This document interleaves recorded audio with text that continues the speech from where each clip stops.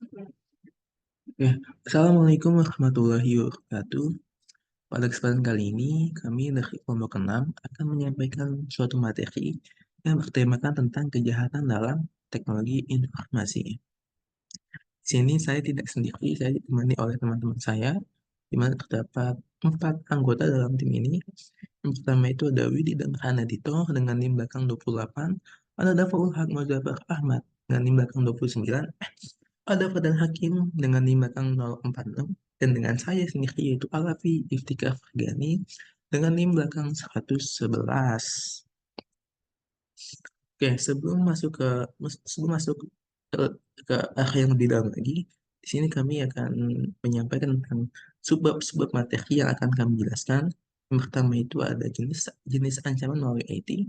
Lalu yang kedua itu ada kasus-kasus cybercrime. Yang ketiga itu ada IT audit trail. Dan yang keempat itu ada real time audit dan IT forensik.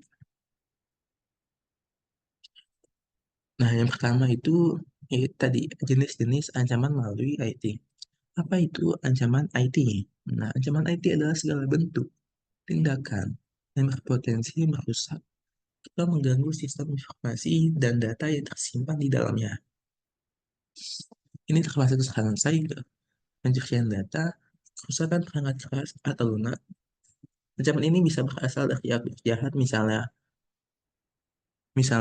kertas penjahat, atau dari kelalaian manusianya itu sendiri.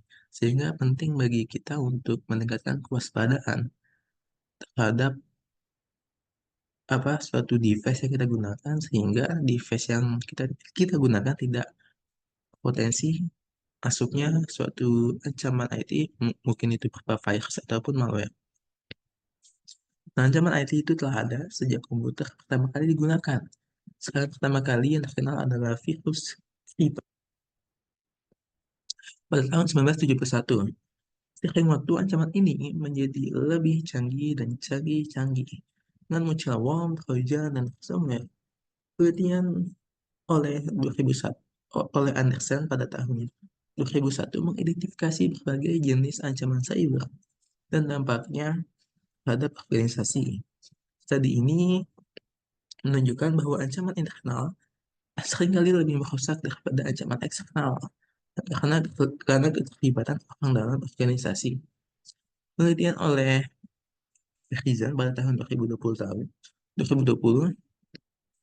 dalam melakukan tahunan Data Breach Investigation Report mengungkapkan bahwa 30% dari semua pelanggaran data melibatkan aktor internal.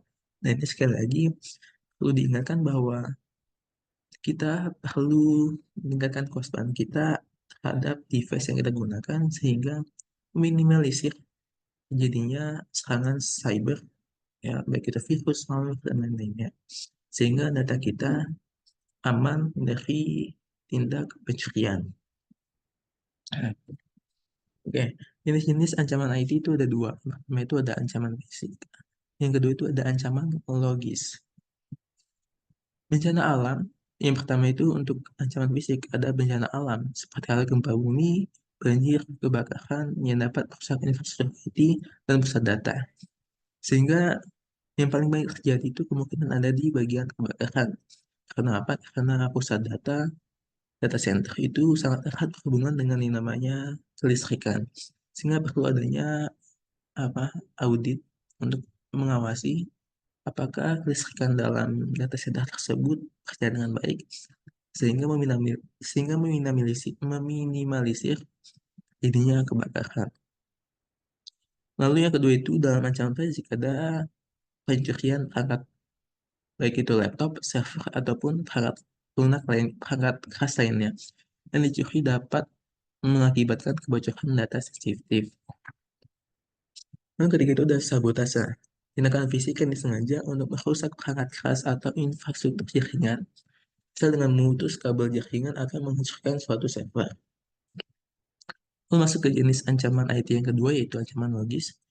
Yang pertama ada virus, di mana virus adalah program berbahaya yang menyebar dengan menyisipkan salinan dirinya ke dalam program lain.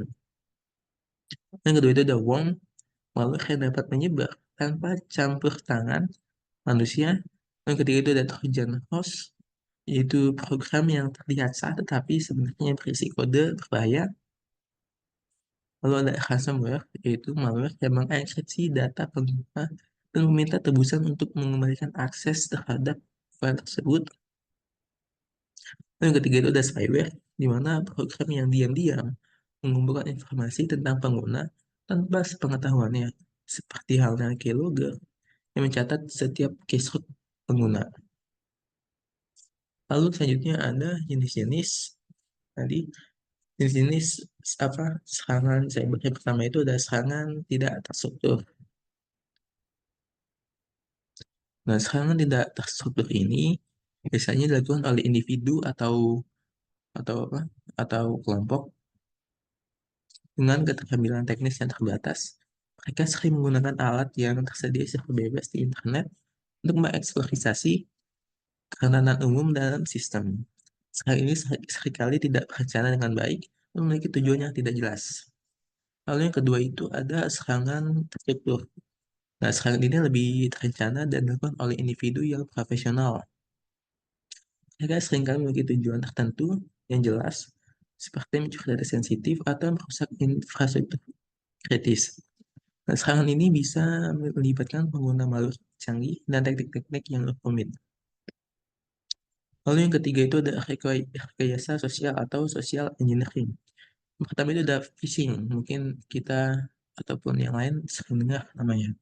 Nah, teknik ini itu melibatkan penipuan untuk memperoleh informasi sensitif seperti kata sandi atau nomor kartu kredit dengan menyamar sebagai entitas terpercaya, lalu email atau pesan lainnya. Lalu ada yang kedua itu ada dari rekayasa sosial, itu ada supervisi. Dimana versi ini lebih terarah gitu, di mana penyerang menargetkan individu atau organisasi tertentu dengan informasi yang dipersonalisasi. Lalu ada DOS, ada Denial of Service, DDoS. Nah, serangan DOS ini berusaha untuk membuat layanan tidak tersedia dengan memajari sistem dengan lalu lintas berlebihan. DDoS ini melibatkan pengguna banyak alat yang terinfeksi seperti botnet untuk melancarkan serangan ini secara bersamaan. Lalu yang kelima itu ada man in the middle attack atau MITM. Nah, serangan ini melibatkan penyerang yang menyadap komunikasi antara kedua pihak tanpa sepengetahuan mereka. Penyerang bisa memanipulasi atau mencuri informasi yang dikirimkan. Lalu yang keenam itu ada botnet. Botnet itu tadi yang udah jelaskan, yaitu tentang sekelompok perangkat yang terinfeksi malware dan dikendalikan gitu oleh penyerang untuk melancarkan serangan seperti DDoS, mengirim spam, atau mencari data. Botnet sering dikendalikan dari jarak jauh tanpa sepengetahuan pemilik perangkat. Nah, yang ketujuh itu ada script lintas situs atau cross sites cross sites scripting, yaitu di mana jenis serangan di mana penyerang memasukkan script berbahaya ke dalam situs web yang salah. Script ini kemudian dijalankan di browser pengguna lain, memungkinkan penyerang mencuri informasi atau merusak sesi pengguna. Lalu yang kedelapan itu ada serangan download drive-by, yaitu serangan yang terjadi ketika pengguna mengunjungi situs web yang telah disusupi dan malware diunduh dan diinstal secara otomatis ke perangkat mereka tanpa persetujuan user. Lalu yang kesembilan itu ada Advanced Persistent Threat, yaitu serangan APT yang melibatkan penyerang yang mendapatkan akses dasar ke jaringan dan tetap bersembunyi untuk waktu yang lama. Tujuannya adalah untuk mencuri data-data secara diam-diam dan mematahi aktivitas suatu target dari korban serangan cyber. Lalu selanjutnya ada serangan berbasis web, ada ransomware, tadi dijelasin, ada serangan dari internal, dan yang terakhir itu ada spionase. Itu mungkin saja yang dapat saya sampaikan. Selanjutnya akan disampaikan oleh teman saya, yaitu Dava Ulhaq. Untuk Dava Ulhaq, waktu dan tempat dipersilakan.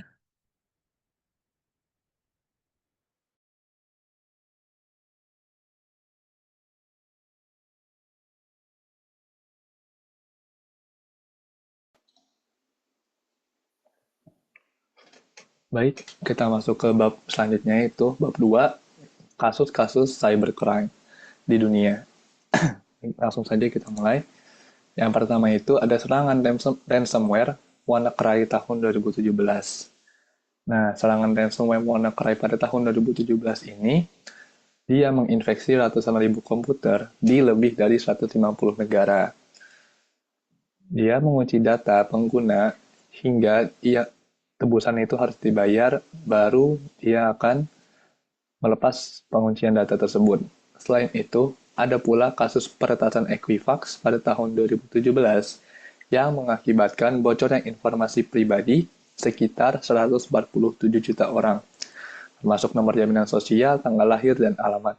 Terbayang dari serangan ini itu merugikan banyak sekali pihak, mana ada lebih dari 150 negara yang terinfeksi, lalu ada sekitar 147 juta individu yang mengalami kebocoran datanya. Itu yang sangat merugikan bagi masing-masing individu.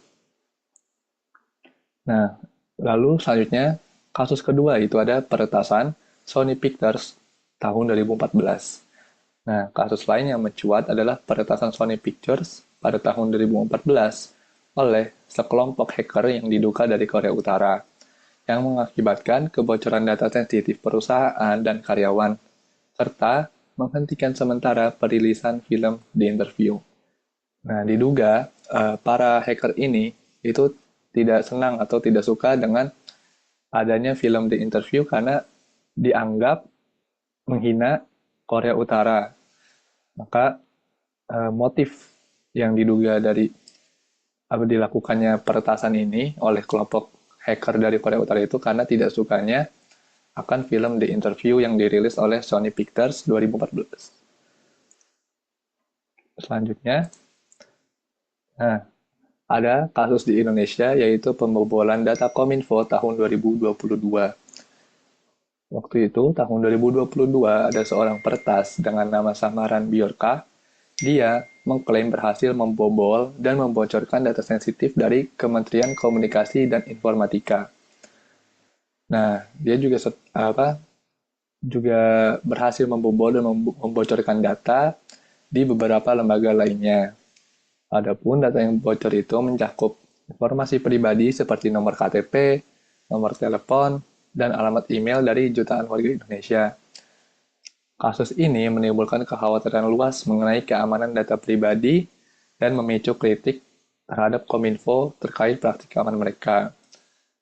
Pemerintah Indonesia merespons dengan menginvestigasi kebocoran tersebut dan berjanji memperkuat sistem keamanan siber untuk mencegah insiden serupa di masa depan. Terlihat dari kasus Biorka ini, banyak sekali individu yang merasa dirugikan karena kurangnya kurangnya uh, peran pemerintah Indonesia dalam mencegah adanya insiden insiden ini akan terjadi, yang mana sistem keamanan siber mereka itu tidak begitu kuat sehingga dapat dibobol oleh hacker dari negara lain.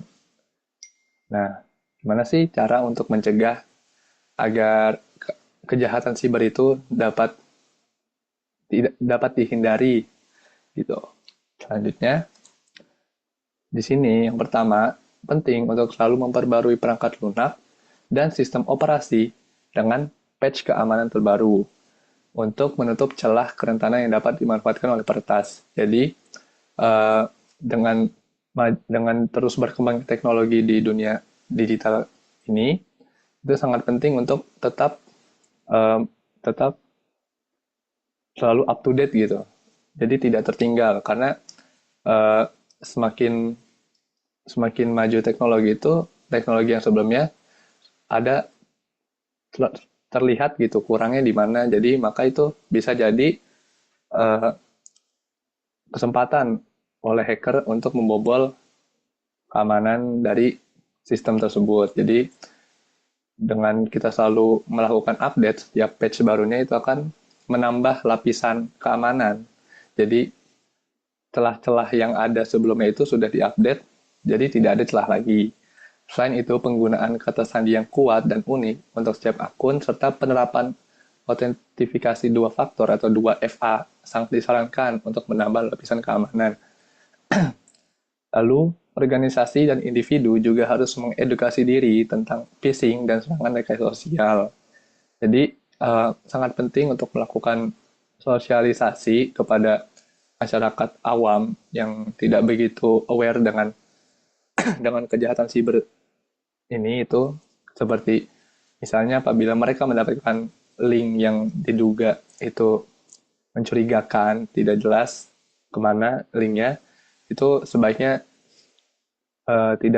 tidak diklik oleh mereka. Jadi itu termasuk salah satu kejahatan siber. Jadi apabila mereka mengklik link tersebut, itu bisa akun-akun mereka itu bisa dihack dan mereka dapat dirugikan. Jadi sangat penting oleh peran pemerintah, peran yang lebih tinggi untuk melakukan sosialisasi kepada masyarakat awam tentang kejahatan siber ini.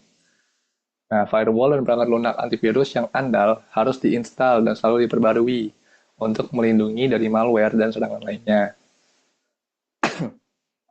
Adapun backup data secara rutin itu juga penting untuk memastikan bahwa data dapat dipulihkan apabila terjadi serangan ransomware atau kehilangan data di suatu saat nanti. Selain itu, audit keamanan reguler dan penilaian kerentanan harus dilakukan untuk mengidentifikasi dan memperbaiki potensi celah keamanan. Yang terakhir, organisasi perlu mengembangkan dan menerapkan kebijakan keamanan siber yang kuat serta memastikan bahwa semua karyawan mematuhi praktik keamanan terbaik. Dengan kombinasi langkah-langkah ini, risiko kejahatan siber dapat diminimalkan secara signifikan. Yang baru-baru ini terjadi di Indonesia itu seperti uh, di lembaga PDN, Pusat Data Nasional itu kan baru saja terbobol ininya sistemnya, yang mana itu sangat merugikan. Banyak data-data pribadi yang bocor.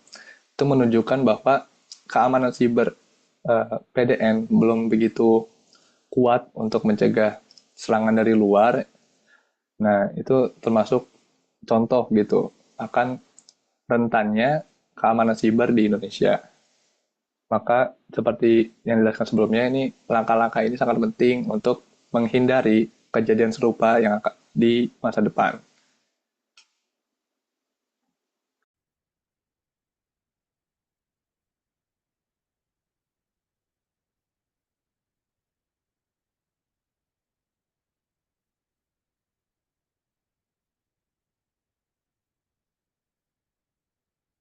Oke, baik. Yang berikutnya kita masuk ke subtopik IT Audit Trail. Jadi apa sih IT Audit Trail itu? Jadi IT Audit Trail ini adalah jejak atau rekaman yang menunjukkan aktivitas atau peristiwa tertentu yang terjadi dalam sistem informasi. Rekaman ini mencakup informasi seperti siapa yang melakukan suatu tindakan. Hal ini maksudnya adalah identitas pengguna, kapan tindakan tersebut dilakukan, atau waktunya, dan apa yang dilakukan. Nah, ini deskripsi tindakannya. IT Audit Trail ini digunakan untuk berbagai tujuan penting dalam manajemen dan keamanan sistem informasi. Apa tujuannya? Tujuannya tentunya untuk mencakup deteksi aktivitas mencurigakan untuk keamanan, kepatuhan terhadap regulasi seperti H1PAA dan GDPR, pemecahan masalah dengan informasi rinci, pemulihan sistem setelah bencana, serta meningkatkan transparansi dan akuntabilitas dalam organisasi dengan memastikan semua tindakan terekam dan dapat ditinjau kembali. Berikutnya ada beberapa komponen IT Audit Trail itu sendiri. Yang pertama adalah user ID. Nah, user ID ini digunakan untuk mengidentifikasi individu yang melakukan suatu tindakan dalam sistem.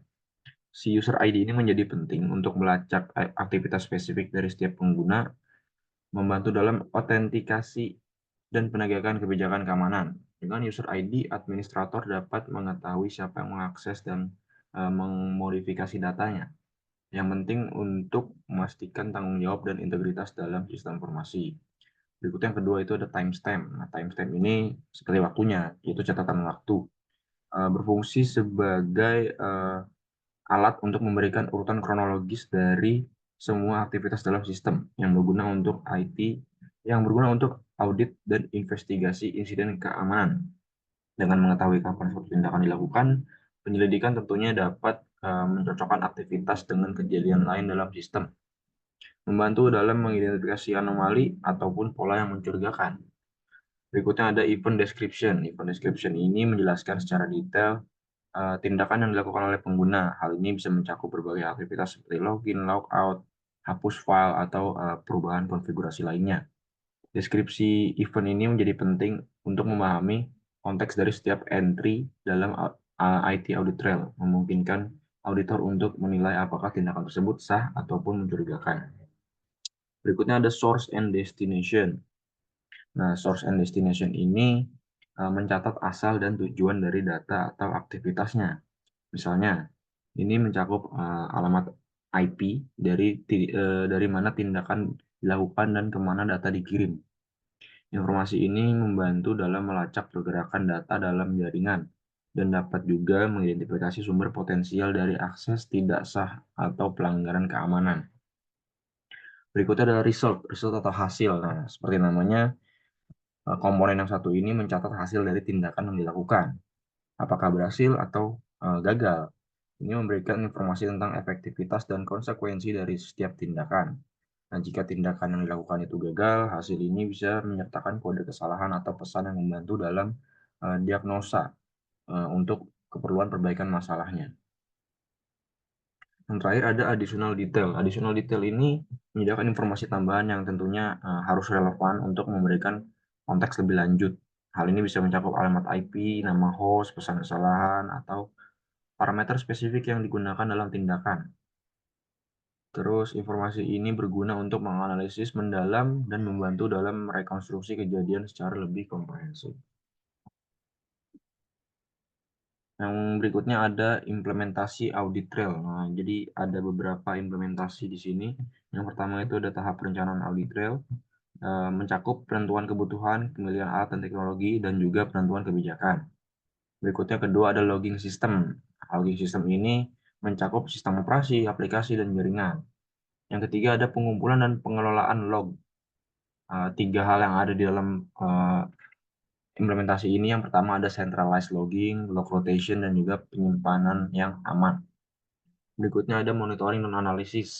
Nah, hal ini mencakup real-time monitoring, analisis anomali, dan juga korelasi log. Yang kelima ada security information and event management. Hal ini mencakup pengumpulan data, konsolidasi, dan normalisasi data, deteksi insiden, dan juga respon insiden. Yang keenam ada keamanan kepatuhan, terdiri dari enkripsi, kontrol akses, dan juga audit kepatuhan. Yang ketujuh ada logging system. Yang pertama ada kebijakan retensi, penyimpanan yang efisien, dan juga arsip data. 8 ada regular review and auditing, terdiri dari review rutin, audit internal, dan juga pelaporan. Terakhir ada peningkatan berkelanjutan yang mencakup evaluasi dan penyesuaian, pembaruan teknologi, dan juga pelatihan. Jadi tantangan dari IT Audit Trail itu sendiri menghadirkan beberapa tantangan yang memerlukan perhatian khusus dan strategi matang. Salah satu tantangan utama adalah volume data yang besar dari berbagai sumber yang menimbulkan masalah dalam penyimpanan, manajemen, dan analisis data. Infrastruktur yang mampu menangani data besar tanpa mengorbankan kinerja sangat diperlukan, bersama dengan solusi penyimpanan efisien seperti kompresi dan deduplikasi. Selain itu, integritas dan keamanan data log harus dijaga dengan mekanisme enkripsi dan kontrol akses ketat untuk melindungi data dari modifikasi atau akses tidak sah. Kepatuhan terhadap regulasi seperti GDPR dan HIPAA juga menambah kompleksitas, memerlukan kebijakan retensi data yang sesuai dan pelaporan akurat untuk menghindari sanksi hukum dan membangun kepercayaan. Tantangan lainnya adalah analisis dan interpretasi data, di mana analisis manual tidak praktis sehingga diperlukan alat analisis canggih seperti SIEM dan solusi Big Data Analytics yang membutuhkan keterampilan khusus. Selain itu, keterbatasan sumber daya dan biaya menjadi hambatan signifikan, terutama bagi organisasi kecil atau organisasi dengan anggaran yang terbatas. Sehingga perencanaan, anggaran, dan solusi yang dapat diskalakan sangat penting. Pelatihan dan kesadaran karyawan juga krusial untuk memahami pentingnya IT Audit Trail, mengurangi kesalahan manusia, dan meningkatkan respons terhadap insiden keamanan. Terakhir, keselarasan dengan tujuan Bisnis harus dijaga dengan komunikasi efektif antara tim teknis dan manajemen puncak agar audit trail mendukung tujuan seperti peningkatan keamanan, kepatuhan, efisiensi operasional, dan kepuasan pelanggan. Dengan mengatasi tantangan-tantangan ini, organisasi dapat memastikan implementasi IT audit trail yang efektif dan bernilai dalam menjaga keamanan dan integritas sistem informasi mereka.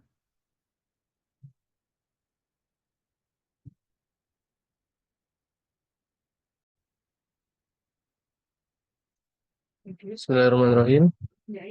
Audit real time. Definisi dan tujuan dari audit real time. Apa itu audit real time? Jadi audit real time itu ialah metode audit yang memungkinkan pemantauan, evaluasi, dan pelaporan data serta aktivitas bisnis secara langsung pada saat kejadian. Menurut Al-Hyari dan rekan-rekannya pada tahun 2013, audit real time memungkinkan perusahaan untuk mendeteksi dan mencegah kesalahan atau kecurangan lebih awal, yang pada gilirannya meningkatkan efisiensi dan efektivitas operasional serta kepatuhan terhadap regulasi yang diterapkan atau yang berlaku. Lalu tujuan utama dari audit real time adalah untuk menyediakan informasi yang akurat dan tepat, dan tepat waktu, sehingga manajemen dapat membuat keputusan yang lebih baik dan lebih cepat. Selain itu, audit real time juga bertujuan untuk mendeteksi dan mencegah kesalahan atau kecurangan sejak awal, meningkatkan transparansi operasional, dan memastikan kepatuhan terhadap regulasi yang berlaku. Security control. Yang pertama ada sistem ERP. Sistem ini mengintegrasikan data dari berbagai departemen dalam sebuah perusahaan, memungkinkan auditor untuk mendapatkan gambaran menyeluruh tentang aktivitas bisnis. Lalu ada AI dan machine learning, yaitu teknologi yang digunakan untuk mendeteksi pola yang tidak biasa dan potensi anomali dalam data. Lalu yang ketiga ada big data analytics, yaitu memungkinkan penanganan dan analisis sejumlah besar data dengan cepat dan efisien, memberikan wawasan yang lebih dalam tentang operasi bisnis. Lalu ada proses dari audit real time, di mana proses dalam audit real time ini terdapat 4 tahapan. Yang pertama itu adalah pengumpulan data dari berbagai sumber, lalu kita memantauan data, yaitu data monitoring, lalu yang ketiga ada anomaly detection, mendeteksi anomali-anomali yang mungkin terjadi dalam data, yang terakhir ada tahap reporting. Keuntungan dan tantangan dalam audit real time. Yang pertama itu ada respon cepat, yaitu memungkinkan audit real time ini memungkinkan untuk mendeteksi dengan cepat terhadap masalah atau kesalahan yang terjadi. Lalu yang kedua ada efisiensi operasional, yaitu mengurangi kebutuhan akan audit manual yang memakan lebih banyak waktu, serta memakan lebih banyak biaya pula. Lalu yang ketiga ada transparansi dan kepatuhan. Jadi audit real time ini itu meningkatkan transparansi operasional dan memastikan kepatuhan terhadap regulasi yang berlaku. Nah, untuk tantangan sendiri dari audit real time ini, yang pertama itu ada kompleksitas dari si teknologinya. Jadi implementasi dan pemeliharaan yang kompleks itu menjadi sebuah tantangan dalam audit real time. Lalu yang kedua ada keamanan datanya.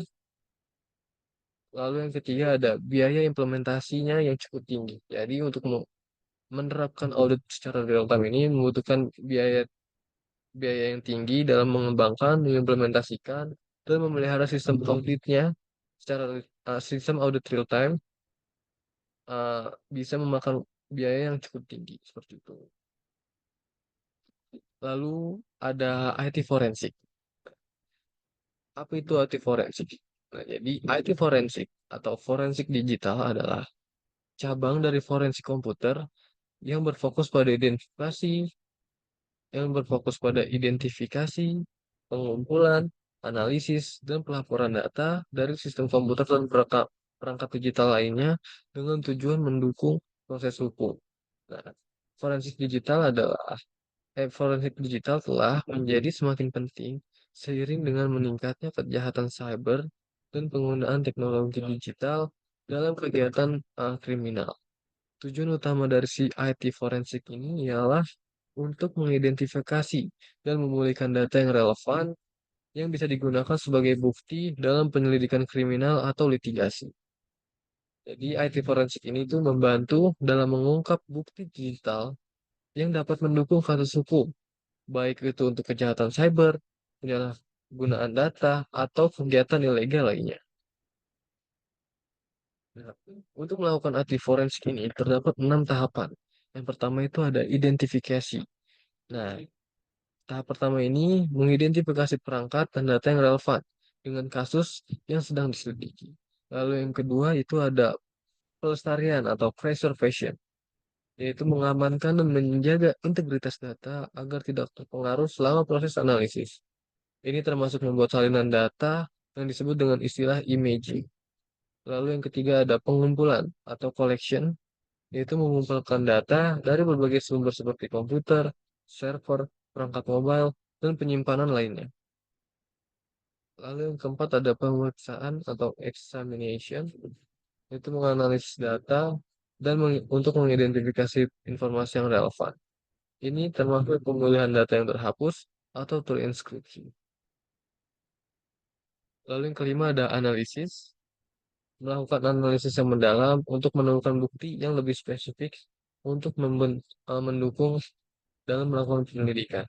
Lalu yang terakhir itu ada tahap laporan atau reporting, yaitu menyusun laporan yang mendokumentasikan temuan dan bukti yang ditemukan. Lalu ada teknik dan alat dari IT forensik. Nah, yang pertama itu ada data recovery tool, yaitu eh, data recovery tools ini digunakan untuk memulihkan data yang terhapus, rusak, atau terinskripsi dari berbagai perangkat digital. Nah, yang pertama dari data recovery tools ini ada Ncase Forensic. Nah, Ncase Forensik ini merupakan salah satu perangkat lunak forensik yang paling terkenal dan sering digunakan secara luas di industri. Lalu yang ketiga ada FTK atau Forensic Toolkit, yang mana juga merupakan alat dari forensik yang sangat populer. Alat ini menyediakan berbagai fitur untuk memulihkan data yang terhapus, menganalisis file sistem, dan menyelidiki aktivitas yang mencurigakan di perangkat digital. Lalu ada Network Analysis Tools. Nah, Network Analysis Tools ini digunakan untuk menganalisis lalu lintas jaringan dan mendeteksi aktivitas yang mencurigakan. Nah, ada dua dari Network Analysis Tools ini. Yang pertama itu ada Wireshark. Nah, Wireshark ini adalah salah satu alat open source. Jadi dia bisa diakses secara online yang paling populer untuk analisis paket jaringan. Nah, Wireshark ini memungkinkan pengguna untuk menangkap dan menganalisis data dari jaringan secara real time. Lalu yang kedua ada TCP/DAC. Nah, merupakan salah satu alat dari Network Analysis Tools, alat command line yang juga digunakan untuk menangkap dan memonitor paket data dalam jaringan komputer. Lalu yang ketiga ada Malware Analysis Tools. Malware Analysis Tools ini digunakan untuk menganalisis dan memahami cara kerja malware serta dampaknya terhadap sistem yang terinfeksi. Nah, analisis malware ini menjadi krusial dalam forensik digital untuk mengidentifikasi sumber serangan, metode penetrasi, dan langkah-langkah yang diambil oleh malware. Yang pertama dari malware analysis tools ini itu ialah ADA Pro.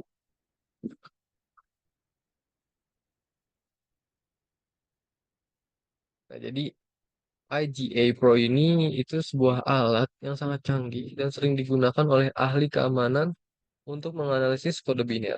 Nah, IDA Pro ini menyediakan lingkungan pengembangan yang kuat untuk memahami struktur kode malware, mengidentifikasi fungsi kritis, dan memeriksa anomali dalam kode. Lalu yang kedua ada OliDB, OliDbug.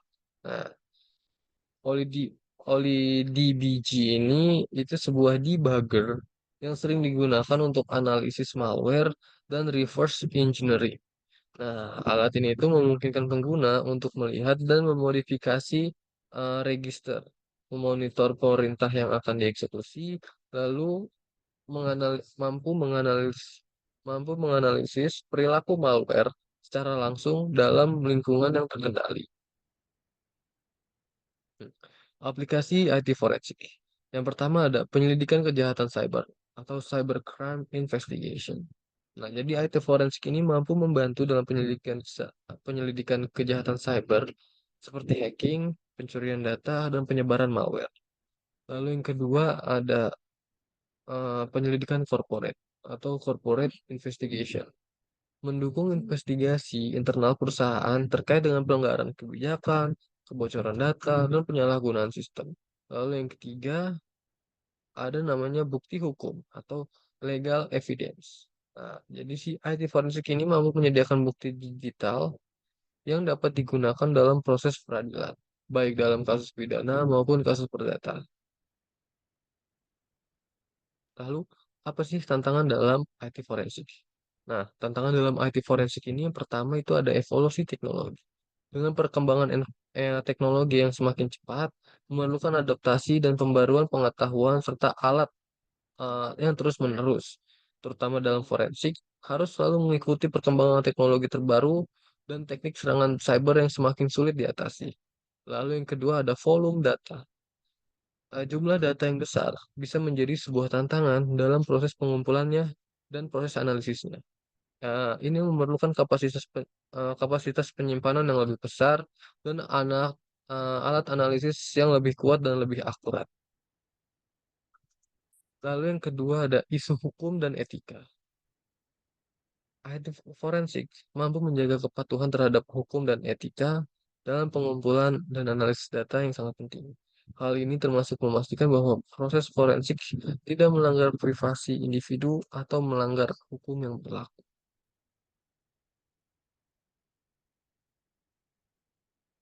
Eh, Sekian dari kelompok kami.